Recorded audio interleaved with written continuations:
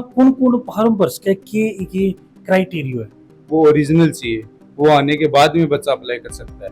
अभी चॉइस में स्टार्ट किया है तो चॉइस का ही होना चाहिए, डिजिटल होना चाहिए वो भी। फिर यहाँ की कोई परिस्थिति हो जाए एक महीनों बीत को तो फिर वो कहीं सी फार्म भरोगे दोबारा? इनकम को की क्राइटेरिया है? इनकम है 2.5 लाख से कम होनी चाहिए फैमिली की। एक ही परिवार के 2 ही सदस्य अप्लाई कर सकते हैं, तीसरा सदस्य अप्लाई नहीं कर सकता। बच्चा अगर खुद करना चाहे तो अपनी SSYD पे एक ऑप्शन आता है एम्प्लॉयमेंट का, उसको ओपन करेंगे तो उसके बाद में 3-4 टैब खुलती हैं। या आपके गांव में कोई पंचायत है या हॉस्पिटल है तो उसमें आपकी वो ड्यूटी वगैरह लगाई जाती है जो 4 घंटे की होती है। 10th की मार्कशीट है, उसके अकॉर्डिंग अपना आधार और जन आधार दोनों सही करवाए। एक अटेंडेंस सर्टिफिकेट आता है जो बच्चे की स्वयं के SSYD पे मिलता है। उत्कर्ष ऐप पर बिग समर सेल में पाएं केंद्र व राजस्थान के सभी ऑनलाइन कोर्स पर 90% तक की बड़ी बचत के साथ 13% की अतिरिक्त बचत। लेकिन ये दोनों बचत 20 जून तक ही है, इसलिए अभी इनका लाभ उठाएं और अपनी तैयारी शुरू करें। Enrol now. राम राम सा मैं था अरुण और थे देख रहा हो झलको झुंझुनू।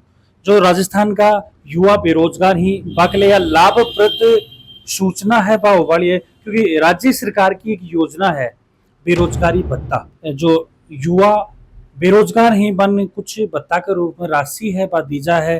तो अभी बिका फॉर्म फेयर और रीओपन हुए तो अपना बातचीत करांगा कि के भी की प्रोसेस है फॉर्म भरवागी, साथ में कौन कौन लाभार्थी हो सके हैं और सारी क्राइटेरिया के बारे में जानवा की कोशिश करेंगे। तो थान वीडियो सो पहले शेयर कर दो ना, क्योंकि बहुत ही इंफॉर्मेटिव और शानदार जानदार जोर को वीडियो है और लास्ट तक बने रहना। राम राम जी। राम राम जी। की नाम है साहब? जॉन कुमार।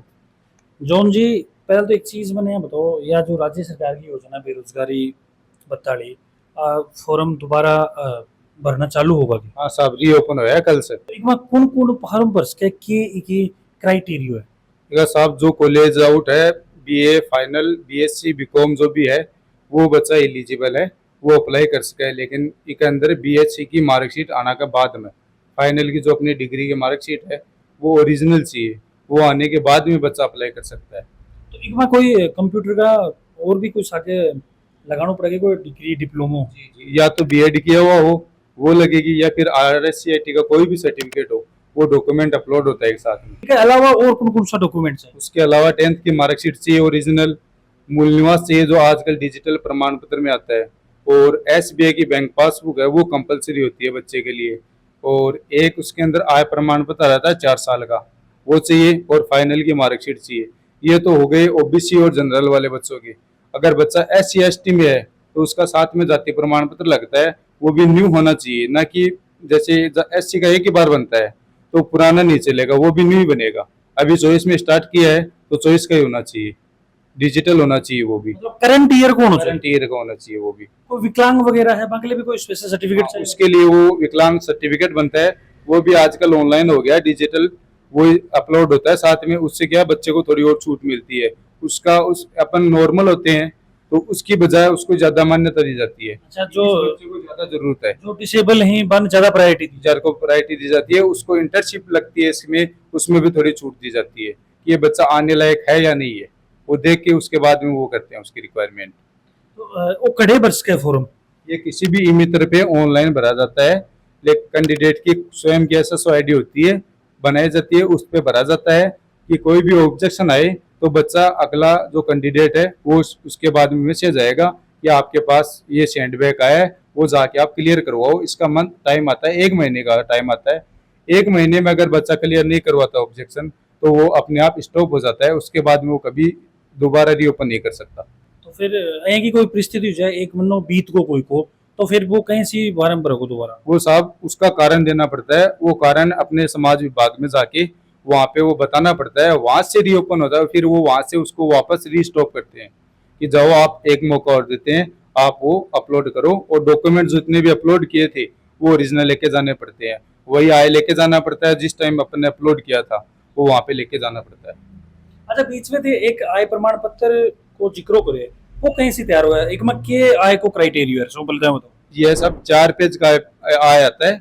इसके अंदर एक तो आय हो गया, और एक बच्चे का सेल्फ सर्टिफिकेट हो गया, एक उसका इंग्लिश का आता है सेल्फ डिक्लेरेशन का। ये 4 पेज आते हैं। इसको नोटरी किया हुआ लेना पड़ता है, कोर्ट के द्वारा नोटरी होती है, रजिस्ट्री होती है, बाकायदा रजिस्ट्री में एंट्री होती है और गजेटेड ऑफिसर होते हैं। फर्स्ट ग्रेड का हेडमास्टर हो, प्रिंसिपल हो या फर्स्ट ग्रेड का टीचर हो या लेक्चरर हो, उससे अटेस्टेड करना होता है और बच्चे का स्वयं का भरा जाता है, लेकिन इनकम है वो फैमिली की दर्शाई जाती है। इसमें अच्छा, इनकम को की क्राइटेरिया है? इनकम है 2.5 लाख से कम होनी चाहिए फैमिली की। पूरी फैमिली की इनकम होनी हाँ, जितने भी मेंबर है, मान लो कि मेंबर परिवार में 5 मेंबर है तो उनमें से 3 मेंबर कम नौकरी कर रहे हैं तो उनकी इनकम 2.5 से ज्यादा नहीं होनी चाहिए, 2.5 से कम होनी चाहिए बच्चा। और एक घर में गवर्नमेंट सरकारी जॉब नहीं होना चाहिए। और एक महीने एज को की क्राइटेरिया है? एज है इसमें 18 से स्टार्ट होता है कॉलेज पास आउट होने के बाद में, लेकिन मैक्सिमम एज है वो एज है वो है अपनी 32 साल है, जो लड़की लड़के दोनों की है। अच्छा, दोनों की सेम ही है? दोनों की सेम होती है। और इको फी वगैरह कितनी लागे फॉर्म भरवा की? फॉर्म की सब अलग अलग है, इसमें जैसे प्रोसेस होती है तो 150 रुपये लास्ट है, तो इसमें टाइमिंग थोड़ा ज्यादा लगता है। फिर वो बच्चों का ऑब्जेक्शन आता है वो भी हमको क्लियर करना पड़ता है, तो उसमें बार बार अमाउंट नहीं लेते हैं। सारों मिला के एक बार में ले लो? बार में ले लेते हैं कि बच्चे का 2 बार या 3 बार जितना भी ऑब्जेक्शन आता है वो हम क्लियर करके देते हैं उसको। तो एक में से सरकारी कीमत 50 रुपए बताई गई है, थे 150 रुपए ले रहे हो? नहीं, कीमत नहीं है इसमें, सरकारी कोई नहीं है। बच्चे के सर्टिफिकेट का कोई टोकन नहीं करता है साहब, इसीलिए अपन एक साथ में लेते हैं कि भाई कितनी भी बार तेरा ऑब्जेक्शन आए हम क्लियर करके देंगे आप। अच्छा, एक मैं कहें कैसा ऑब्जेक्शन हूँ? ऑब्जेक्शन मान लो कि या तो डॉक्यूमेंट अच्छी तरह से स्कैन नहीं हुआ हो, इसमें मिनिमम होती है कि हाई फ्रिक्वेंसी होती है कि 300 kb पे स्कैन होना चाहिए, ताकि जूम करके देखिए ऑफिस में तो वो एकदम क्लियर दिख जाए।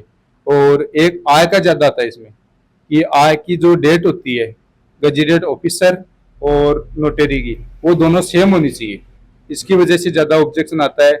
एक जिस भी गजेटेड ऑफिसर अपने सिग्नेचर करवाते हैं उनका मोबाइल नंबर अनिवार्य होता है इसमें, कि मोबाइल नंबर लिखना होना चाहिए। अगर मोबाइल नंबर नहीं लिखा हुआ है तो मोबाइल नंबर का भी इशू डाल देता है कि इसमें गजेटेड ऑफिसर के मोबाइल नंबर नहीं है, ये लिखवा के अपलोड करो। फिर जो बैक ऐड है पे कहीं से क्लियर करे? वो आय दोबारा बनता है, वो पहले वाला नहीं चलता, आय एक ही बात चलता है। फिर नया बनाओ, फिर नया बना के वापस से अपलोड करो, टोटल डॉक्यूमेंट अपलोड होते हैं दोबारा। सारी प्रोसेस जो डॉक्यूमेंट अपलोड की होती है वो सेम दोबारा वही होती है। उसके बाद में फिर से वेरीफाई होता है, अगर उसमें फिर कोई कमी रह गई तो वापस री ऑब्जेक्शन आएगा, और कोई कमी नहीं है तो उसको वेरीफाई कर देते हैं। वेरीफाई करने के बाद में 2 महीने या 3 महीने जितने भी लगे उसमें अप्रूव्ड होता है। वो अप्रूव्ड होने के बाद में बच्चे की वो जो प्रोसेस है, ज्वाइनिंग लेटर वगैरह की, इंटर्नशिप लगती है उसकी, वो स्टार्ट हो जाती है। मेरे ख्याल दर्शक के मन में भी थोड़ी सी बात चल रही कि सबसे बड़ी बात तो पूछी बना, तो मैं सबसे बड़ी बात मैं पूछ लूं कि एक महीने कत्तों के बेरोजगारी भत्तों सेंशन करो है। लड़कों के लिए तो मिलता है मंथली 4000 रुपये, और लड़कियों को देते हैं जिसमें महिला मैरिड हो या अनमेरिड हो सबके लिए 4500 रुपये मंथली आता है। हर महीना जाके हर मंथली आता है 4500 रुपये, और लड़कों के 4000 रुपये आते हैं। कई साल तक आओ? ये अभी 24 महीने आता है, केवल 2 साल देती है, 2 साल के बाद में नहीं देती। और इसमें एक कंडीशन और है, एक ही परिवार के 2 ही सदस्य अप्लाई कर सकते हैं, तीसरा सदस्य अप्लाई नहीं कर सकता। और जो जन आधार है जो आजकल अपना गवर्नमेंट ने चला रखा है उसी से सारी प्रोसेस हो रही है, तो उसमें बच्चे का जो 10th की मार्कशीट होती है उसके हिसाब से उसका नाम, डेट ऑफ बर्थ और फादर्स नेम वो जन आधार में सेम होना चाहिए। अगर वो नहीं है तो पहले जन आधार में उसका अपडेट करना पड़ता है, उसके बाद में जन आधार वेरीफाई होता है, उसके बाद में ही वो उसके लिए अप्लाई कर सकता है, जिससे उसको कोई दिक्कत नहीं हो आगे चली गई। और जन आधार जितने दिन अपना वेरीफाई नहीं होता है उतने दिन अपन अप्लाई नहीं कर सकते। इसलिए जन आधार में बच्चे का जो 10th की मार्कशीट है उसमें पहले वो जन आधार को क्लियर करवाए, ताकि बच्चे को आगे जाके कोई तकलीफ नहीं है। और इसके बाद में बच्चे का आधार कार्ड है वो अपडेट होना चाहिए, उसमें बच्चे का स्वयं का मोबाइल नंबर ऐड होना चाहिए, क्योंकि OTP के बिना डॉक्यूमेंट अपन अपलोड नहीं कर सकते। साथ ही बच्चे का एक फोटो चाहिएगा पासपोर्ट साइज, और जितने भी डॉक्यूमेंट है जो हमने बताए हैं वो सारे हमको ओरिजिनल चाहिए, ओरिजिनल ही स्कोर होंगे, डुप्लीकेट डॉक्यूमेंट इसमें अलाउड नहीं करेगा। जोन जी थे बताया कि भाई फॉर्म अप्लाई करें बाद में बच्चों चेक कैं करोगे, क्या भी पता चलेगा कि मैं मेरा जो है रजिस्ट्रेशन हो चुके है, फॉर्म मेरा अप्रूव हो चुके हैं और मेरा पैसा आने लगा है?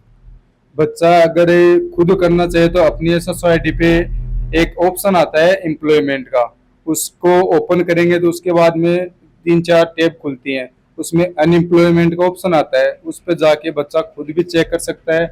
अगर बच्चे को समझ में नहीं आए तो किसी भी ई-मित्र पे जाके वो चेक करवा सकता है, जिसका कोई चार्ज नहीं होता है, फ्री ऑफ कॉस्ट वो चेक करके दे सकता है अगला। अच्छा, एक मैंने जो रजिस्ट्रेशन जो सरकार की तरफ से भी कोई मैसेज वगैरह भेजे जाएंगे? नहीं, सरकार की तरफ से कोई नहीं आता है। जो ऑब्जेक्शन आता है तो वो भेजते हैं, अधिकारी भेजते हैं कि भाई आप ऑब्जेक्शन इसको जाके क्लियर करवाओ, आपके पास 1 महीने का टाइम है। वो गवर्नमेंट अधिकारी जो चेक करता है अपने से ऊपर वाला, जो वेरीफाई करने का अधिकार रखता है, जैसे झुंझुनू डिस्ट्रिक्ट से अपना तो डिस्ट्रिक्ट लेवल पे होता है, वो वेरीफाई करता है। और अगर ऑब्जेक्शन आता है तो वही भेजता है कि ऑब्जेक्शन आया है, इसको क्लियर करवाओ, तो उसके पास ही होता है। वैसे गवर्नमेंट से कोई नहीं होता है इसमें। अच्छा, अभी थे थोड़ी देर पहले बताया कि भाई वेरीफाई करे बाद के मैंने इंटर्नशिप करनी पड़े, तो भाई इंटर्नशिप की चीज है, कहीं से कटे हुआ हुआ? वो कर दिया आजकल, ये कर दिया कि जैसा मान लो कोई भी बच्चा है तो जिसको बेरोजगार भत्ते की जरूरत है, वो बेरोजगार है, उसके लिए एक योजना गवर्नमेंट ने हमारे लिए चलाई है। लेकिन पहले क्या होता था कि सब अप्लाई करते थे, तो सारे बच्चे ले रखे थे, जिसका इसमें 2 लाख का लाभार्थी अवेलेबल है इसमें। तो बच्चों का ये कर दिया कि भाई हाँ, बच्चा अपना पढ़ाई कर रहा है साथ में, तो उसका गवर्नमेंट अपने को इतने रुपए दे रही है, वो अपन पढ़ाई में आगे यूज में ले सकते हैं। इस बेस पे वो गवर्नमेंट ने ये स्कीम चलाई है। तो इंटर्नशिप होती है कि वेरीफाई हो गया, उसके बाद में एक ज्वाइनिंग लेटर का ऑप्शन आता है। उसमें आता है कि गवर्नमेंट हॉस्पिटल का आता है, किसी का भी आता है, वो एक अपने तहसील के अकॉर्डिंग आता है कि वहाँ पे मेन ब्रांच में पंचायत समिति होती है, या गवर्नमेंट हॉस्पिटल होता है, या फिर कोई गवर्नमेंट कॉलेज होती है, उसमें जाके वो डॉक्यूमेंट वेरीफाई करवाता है, ओरिजिनल सारे लेके जाता है। वहां से उनको डिवाइड करते हैं कि आपको आंगनवाड़ी में देना है, या आपके गांव में कोई पंचायत है या हॉस्पिटल है, तो उसमें आपकी वो ड्यूटी वगैरह लगाई जाती है, जो 4 घंटे की होती है, जो डेली देनी होती है 300 दिन। उसमें संडे की छुट्टी रहती है तो वो उसमें इंक्लूड नहीं होती। वो अगर ओपन रहती है तो बच्चे को जाना पड़ता है। उसके बाद में मंथ पूरा होने के बाद में एक अटेंडेंस सर्टिफिकेट आता है, जो बच्चे की स्वयं के SSID पे मिलता है। उसको निकाल के उसको सारा फिल करके, जो जहाँ पे उसकी ड्यूटी लगी हुई है आंगनवाड़ी या हॉस्पिटल वगैरह में या स्कूल में, तो जो अधिकारी होता है जिसके थ्रू वो लगा है, वो उस पे अटेस्टेड करके मोहर लगा के देता है। उसको बच्चे को जाके SSID पे अपलोड करवाना पड़ता है। वो वेरीफाई होने के बाद में बच्चे का वो अमाउंट है वो अकाउंट में ट्रांसफर होता है। जो बच्चा देख रहे हैं बन के करना चाहो? उनको ये कहना चाहूंगा कि जो भी बच्चे अप्लाई कर रहे हैं, वो सबसे पहले अपना जन आधार, अपने डॉक्यूमेंट लेके, और सारे जो 10th की मार्कशीट है उसके अकॉर्डिंग अपना आधार और जन आधार दोनों सही करवाए, और आधार में मोबाइल नंबर अपडेट करवाएं, और अपना इंटर्नशिप है वो पूरी ईमानदारी के साथ दें। ऐसा नहीं कि अपन नहीं जाते हैं तो गवर्नमेंट अधिकारी ने अगर मना कर दिया तो आप इस योजना से वंचित रह जाओगे। अच्छा, इन्हें लागू करवाने के पीछे क्या कारण है? लागू करने के पीछे ये है कि जो बच्चा है वो पढ़ने के इच्छुक होता है, और उसके पास जैसे आर्थिक स्थिति होती है जो परिवार की, वो अच्छी नहीं होती, जिस कारण वो नहीं पढ़ सकता। इस वजह से गवर्नमेंट ने ये स्कीम चालू की है कि जो बच्चा इच्छुक है पढ़ने की, तो उसकी आर्थिक स्थिति है वो संभल हो सके। बिल्कुल, जे आपा बेरोजगारी भत्ता पर संपूर्ण जानकारी प्राप्त करी है, तो वो वीडियो थान कसो लाग्यो थे मन कमेंट बॉक्स में जरूर बताओगा। साथ में नहीं थारी और भी के क्वेरी ही भाभी थे मन कमेंट बॉक्स में जरूर मेंशन करोगा, और आसपास की खबरों में अपडेट रहने के लिए चल को झुंझुनू के साथ ही बने रहो। राम राम।